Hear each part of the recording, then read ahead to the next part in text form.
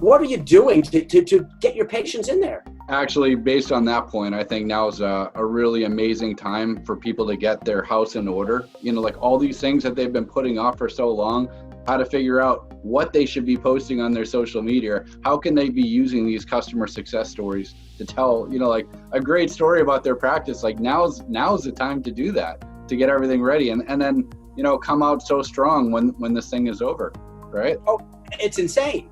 Why this is my iPhone. Why aren't I taking my iPhone and now videoing you or my staff member and saying, hey Jared, what have you been up to in the last couple of weeks? Still all in. You're part of my family. I want to know. I just saw somebody on the street a couple of days ago, and they were asking about everybody in the office. Well, how's Pat? How's Desiree? What's new? How are the kids? They are part of us. Part of the family. Yeah, I love that. Part of the family. The customers are part of the family as well. Make them part of the family, right? They should be. They should absolutely be. Yeah. Again, not what you do. We're all trained to do the filling. A class 1 filling is a class 1 filling is a class 1 filling. Yes, obviously some people do it better than others, but we all stand within the same competency level. But we don't all stand in the same competency level when it comes to making me feel comfortable. And delivering a great customer experience. That's all. I mean, it's customer. Absolutely. They can go anywhere they want to go.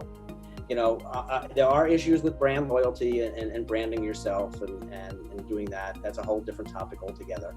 But yeah, they can go anywhere they want to go. Why should they come to you? Why should they come back? Because I think it starts with everything you've been saying, delivering that great customer experience. And then after the great customer experience, then you have to think about your marketing as well. How can you bring them back? Where do you do the email? Do you do social media? Do you do discounts? Do you do promotions? Like, what do you have reminders on treatment that they should be looking into? Maybe they forgot to do that. Like staying in front of them. Hey, how about sending somebody a set of some flowers when someone had a baby? That's the personalization that you're talking about there. Yeah, or the little scratch lottery ticket, which is a benign, silly little thing, but people get so much out of that.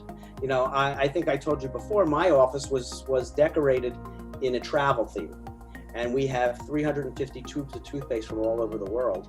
That I had patients that brought me tubes. I've collected tubes. I've done all kinds of stuff from all over, and they all felt part of the team. They bring us hotel keys. I still get people saying, people from back east will say, can I send you 20 hotel keys? Sure. Because they actually believe, and it's true, that they are part of the family and part of the office. And we share in happiness and we share in sadness. And we share, experiences, and come have a cup of coffee. How many people in our office will say, we're driving by, want to come and have a cup of coffee? I love it. Yeah. I love the scratch lottery idea too, by the way. I mean, that's sounds like something that would make a great contest, or I don't know if you've ever had any experience with doing online contests, but that's another great thing that dental practices could be doing with their existing customers, like give away something for free, just for getting engagement for a social media post, Right. You know what? It is, and it was fun. Again, I wrote, your confidence in us is worth $1 million. Good luck. And we rotated because they always change lottery tickets, scratch offs. And it's just fun. It costs $1.50 to do that. If you send me a patient, it's worth $1.50 to thank you regardless. And that people would come back. Some people won. I don't think anyone ever won more than $500, but that's just the luck of the draw. It is what it is. It's the actual scratching off and the anticipation. Will I have a winner? I didn't. Okay, but your confidence in us was worth all that, and we appreciate the fact that you actually took it to the next level. Yeah, sure. And it's a way to stay in front of your patients, and it's a fun way to get some engagement. And that's why I love these online contests, because it's a great way to get some engagement, and you're giving something away to your patients. And it's a no-brainer. Yeah. And what general practitioners should do and could do is take a page out of the pediatric dental marketing tool chest and implement it in their offices. They don't do that. They have magazines, general practice. I think we won the Civil War recently. That's how far back, or World War II. We probably won World War II. Was the last one I have. They have Look magazine and Life magazine. They haven't made those magazines in years. National Geographics are sitting in the magazine, or a People magazine with OJ on the cover. Did he do it? You know, you gotta take a page from the playbook of a pediatric dentist and see what we're doing. Yeah. Are you putting on a movie? Are you putting on television? Are you putting on the cooking channel? It doesn't make a difference. Why? It doesn't have to be boring. It's supposed to be fun. Imagine if you gave away free toys to kids, you know, as part of a contest. Like, you know, once a week you gave away a free toy. Kid gets a couple $100 Lego set. I'm pretty sure the parents are going to want to bring the kid back, you know? And well, we did that all the time. We had a monthly contest. It was guess the number of whatever, and it was an appropriate contest. It was back to school. We might have put in erasers and pencils. And this is not an unusual concept in the pediatric world. Yeah. Why can't you do that in a general practice? Imagine filming that whole spectacle, bringing out the $200 Lego set to the kids, and, you know, like the whole office goes crazy, confetti everywhere, and you use that for your social media post. I mean, to bring in new customers. That's amazing content, you know? Yeah, and it costs you a couple $100. Yeah, but it doesn't even have to cost you a couple of. Parents are happy to win.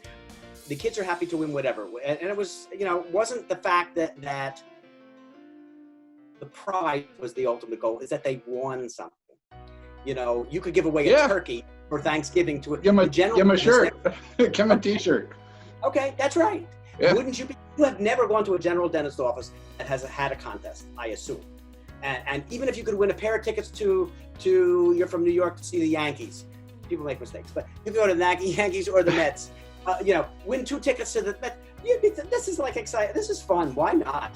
Talk about customer loyalty. You're going to go to that dental practice probably for the rest of your life. You know, it's like little thing like that. By the rest, I've got to make you feel comfortable, but that's just another assist. You know, make me feel comfortable like you take your kid. You love going to the pediatric dentist with your kid because it's a fun environment, because they have all kinds of neat stuff and whatever. Then you go back to the general dentist that stayed. It's a pretty office. They're very nice. There's nothing. Maybe they have a cup of coffee. Maybe they don't. But and you go, and they're very pleasant. And you walk away, and you're happy. You're not you're not a promoter. You are a happy customer. But I want a promoter. You know, and if it's a game ticket, maybe that works. Maybe it doesn't. Maybe it's a silly idea, and it doesn't. Maybe giving everybody an iPad to play with when they get in there, and you don't know how many parents will grab the iPad and the pencil color while their kids are waiting in the waiting room. You know, you just gave me an idea about that personalization. I mean, you know, when you get to know your patients and they happen to mention that they like the Yankees, you make a note on that.